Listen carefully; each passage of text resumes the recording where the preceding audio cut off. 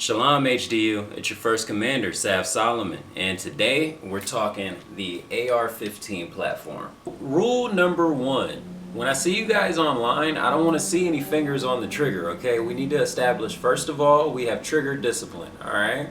Next, never point this weapon or your weapon or any weapon at a person or object you don't intend to destroy. Also, treat every weapon as if they're loaded.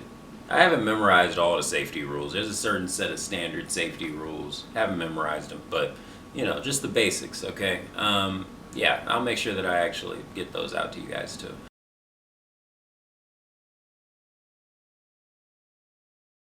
But ultimately, we're focused on gun safety here. Treat every weapon as if it's loaded. This one is. Now it's not no more. So, unloaded. Never point this at anyone, and even though it's not loaded, even if it's not loaded, we still we don't point our weapon at people unless you had some intention on doing something to them in that way. So these are the rules. Alright, trigger discipline and a few basic safety rules. This is considered a pistol, believe it or not.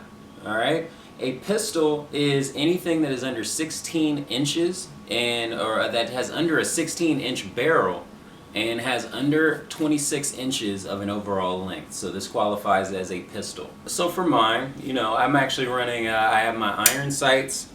I also have my red dot here. So, you know, quick target acquisition and all of that. But let's say that this went down. I've also got a QD, a quick detachment there, so that I can just go without the red dot and I can just go irons. So there's that. So you have a lot of options when it comes to your AR. Just make sure that you set it up in a way that works for you. This thing has to fit you like a glove. This is a 5.56 round. It's designed so that it has a small bullet, and the bullet is the tip here. The bullet is not this whole thing, but it is just this tip right here.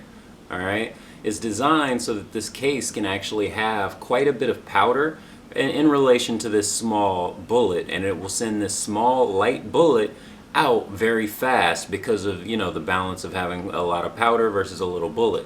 Now look at this here. This is the 300 Blackout. This is a 30 caliber bullet, alright? And this is more akin to, let's say, AK-47. You know, it's got the big bullet, less case space, so it's less powder, and a bigger round. So that's why this is more preferred for close quarters combat. It doesn't quite have enough powder and all of that to project out as far as the 5.56 if you look at just cases alone.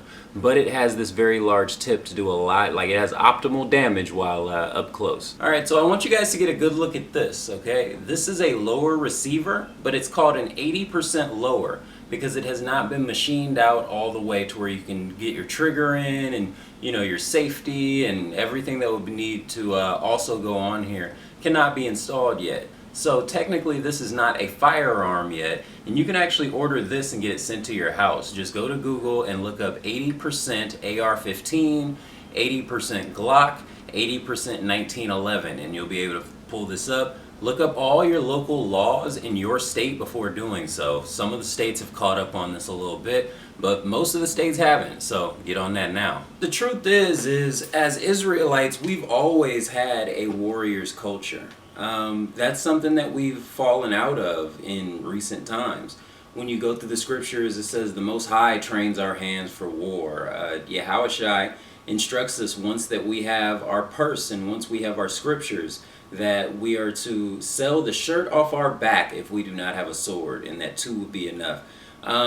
These attitudes, these ideas, these are things that have stood the test of time, and modern militaries of today typically will have their rifle and their sidearm, their two swords. So wisdom never dies. So it actually turns out back in those old days, back in the ancient times, the instruction of having two swords made the most sense because they had brass swords. So a brass sword would break mid-battle, especially when you're fighting the Romans, and the Romans had come up with steel swords at that time. So the Romans had always had a tendency to have just slightly more advanced weapons than everybody else, and they would always edge everybody out of battle with that, in that way.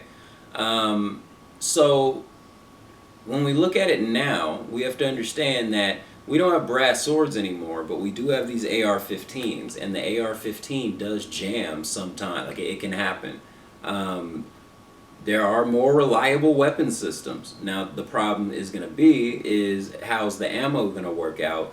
How's finding replacement parts going to work out? How's, like, there's a lot more that kind of balances it out to where this is kind of the thing.